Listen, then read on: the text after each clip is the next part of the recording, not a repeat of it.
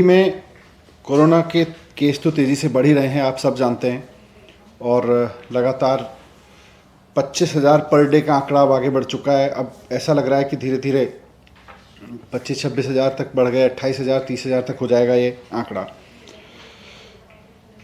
मैं दो चीज़ें कहना चाहता हूँ। एक तो ये कि दिल्ली सरकार पिछले दिनों में लोगों को बेड उपलब्ध कराने में बहुत तेज़ी से काम कर रही है और बहुत सफलतापूर्वक काम कर रही है। पिछले 4-5 दिनों में मैं एक एक हॉस्पिटल में जाके आया हूँ। मैं खुद अंदर जाके पेशेंट्स के साथ, डॉक्टर्स के साथ, उनके अटेंडेंट के साथ बातचीत करके आया हूँ। और मैं ये देख रहा हूँ कि 3 अप्रैल को अगर आप देखें, करीब 20 दिन पहले हमारे पास 6,071 बेड थे। 6071 बेड्स थे पहले, 6,071। और आज हमारे पास में इस वक्त 19,101 बेड हैं। यानी कि करीब करीब 2 हफ्ते के समय में, 2-2.5 हफ्ते के समय में 3 गुना से ज़्यादा बेड बढ़ा दिए गए हैं। 19,000 बेड्स इस वक्त दिल्ली में उपलब्ध हैं, दिल्ली में हैं, जिन पे पेशेंट्स हैं। इसमें से 2,500 बेड्स अभी भी वैकेंट हैं। तो बहुत तेज़ी से वॉर फुटिंग पर बेड्स की संख्या बढ़ाई है दिल्ली सरकार ने, और इतनी तेज़ी से कहीं संभव नहीं हो सकता था। लेकिन फिर भी सारे रिसोर्सेज लगा के, सारी मैन पावर लगा के, पूरे जितने भी हमारे पास में रिसोर्सेज थे उनको ऑप्टिमम यूटिलाइजेशन करते हुए हमने 3 गुना बेड्स कर दिए हैं। 6,071 से बढ़ा के 19,101 बेड हो गए हैं केवल 2 से 2.5 हफ्ते के अंदर अंदर। अभी मैं पिछले दिनों सीएम साहब के आदेश पर लगातार एक एक हॉस्पिटल में गया हूं। सीएम साहब की निगरानी में डिस्कशन हुआ है और वहां भी उनकी कैपेसिटी को हमने जितना हो सकता है उतना बढ़ा के यूज़ करने का डिसीजन लिया है। इसमें बुराड़ी जो हॉस्पिटल है हमारा, वहाँ अभी 320 बेड हैं। इसको हम बढ़ा के 800 बेड का कर रहे हैं। 480 बेड यहाँ पे बढ़ जाएंगे। इसी तरह से जो हमारा अंबेडकर नगर का हॉस्पिटल था जिसमें मैं गया था, वहाँ 200 बेड हैं। उसको हम बढ़ा के 600 बेड वहाँ पे कर रहे हैं अभी। डीडीयू हॉस्पिटल है, वहाँ पर 250 बेड हैं अभी, उनको हम बढ़ा के 750 बेड कर रहे हैं। यहाँ पे 500 बेड बढ़ जाएंगे। आचार्य भिक्षु हॉस्पिटल है, यहाँ पर 150 बेड हैं अभी, इनको बढ़ा के हम 400 बेड कर रहे हैं। यहाँ पे 250 बेड बढ़ जाएंगे। राजा हरिश्चंद्र नरेला में हॉस्पिटल है, यहाँ पर 200 बेड हैं हमारे पास, हम इसको 400 बेड कर रहे हैं। तो इस तरह से यहाँ भी 200 बेड बढ़ जाएंगे।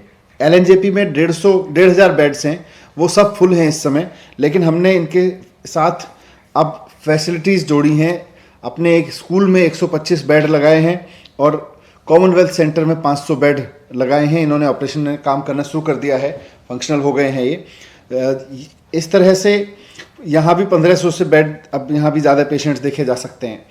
DRDO का जो सेंटर केंद्र सरकार के सहयोग से, DRDO के सहयोग से बना है, उसमें 250 बेड्स कल एक ही दिन में भर गए। 4 घंटे के अंदर अंदर 250 बेड्स फुल हो गए। उसके भी 250 बेड्स और मिलने वाले हैं अभी।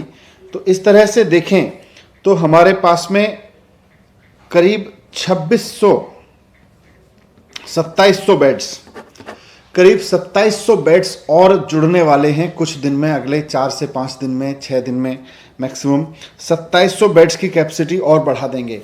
तो 6,000 से बढ़ा के अभी हमने 19,000 की है और 19,000 में अभी ये 2700 बेड्स और जुड़ जाएंगे। करीब 2,500 बेड्स इस समय भी दिल्ली के अलग अलग अस्पतालों में खाली हैं।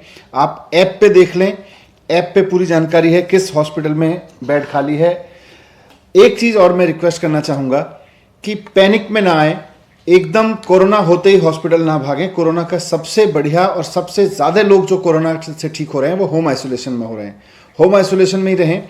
अगर किसी कारणवश बुखार नहीं उतरता है, बुखार ज़्यादा आ रहा है या कोई और सिम्टम्स डेवलप हो रहे हैं और आपको खांसी या उस तरह की चीज़ें ज़्यादा बढ़ रही हैं, शिकायत बढ़ रही है, डॉक्टर से कंसल्ट करके आप हॉस्पिटल जा सकते हैं। आपको बेड मिल सकता है। आप ऐप पे जाएं, जिस हॉस्पिटल में आपको बेड है उसी में जाएं। इधर उधर ना भागें, वरना इधर उधर भागने में आपकी भी एनर्जी जाती है और हॉस्पिटल्स के आगे भी अन्यथा लाइन लगती है, हॉस्पिटल्स के आगे भी अन्यथा प्रेशर बनता है। तो जिस हॉस्पिटल में आपके लिए बेड उपलब्ध है, मुख्यमंत्री जी ने आदेश दे दिए हैं कि कोई भी हॉस्पिटल अगर ऐप पर ठीक जानकारी नहीं देगा, यानी कि अगर बेड उपलब्ध हैं और एडमिशन नहीं देगा, या वो बाद में कहेगा मेरे पास गलत जानकारी हमने उपलब्ध कराई हुई थी और एडमिशन नहीं दे सकते, उसके खिलाफ कार्रवाई की जाएगी। 2 हॉस्पिटल्स के खिलाफ कार्रवाई पहले भी कर चुके हैं। फिर से कहना चाहूँगा, पैनिक ना करें। एक और चीज़ जो मैंने नोट की है, मैं हॉस्पिटल्स में गया हूँ, पेशेंट से भी मिला हूँ और अटेंडेंट से भी मिला हूँ जो बाहर खड़े हुए हैं। कोविड के समय में सारे डॉक्टर्स बहुत मेहनत कर रहे हैं, अपनी जान पे खेल के मेहनत कर रहे हैं। वो किसी भी कीमत पे आपकी जान बचाना चाहते हैं, भले ही उनको कोरोना हो जाए। पूरा का पूरा मेडिकल स्टाफ इस पे लगा हुआ है। मैं जब हॉस्पिटल में जाता हूं तो नीचे खड़े हुए अटेंडेंट को सबसे ज़्यादा इससे शिकायत मिलती है कि साहब कई दिन हो गए हमारे पेशेंट को डॉक्टर ने नहीं देखा। मैं जब जाके उसी पेशेंट से हॉस्पिटल के अंदर मिलता हूं, वो भी कहते हैं कि हाँ जी डॉक्टर नहीं आए। जब डॉक्टर मेरे साथ पीपीई किट में खड़े होते हैं और मैं खुद पीपीई किट पहन के खड़ा होता हूं हॉस्पिटल में, तो मैं पूछता हूं ये डॉक्टर साहब हैं, ये आए थे आपके पास? वो आदमी कहता है हाँ जी मैं तो सुबह आया था, ये तो सुबह आए थे। अब क्योंकि पीपीई किट में डॉक्टर की पहचान नहीं होती, पेशेंट को लगता है कि जो व्यक्ति मेरे पास देखने आ रहा है, और ये गवर्नमेंट और प्राइवेट दोनों जगह से मुझे अटेंडेंट से शिकायत मिल रही है कि साहब हमारे हॉस्पिटल में हमारा पेशेंट भर्ती है, डॉक्टर ने उसको देखा नहीं है। पीपीई किट में डॉक्टर की ऐसे पहचान नहीं हो सकती है, और आपसे आके बात करके आपसे कंसल्ट करके चला गया।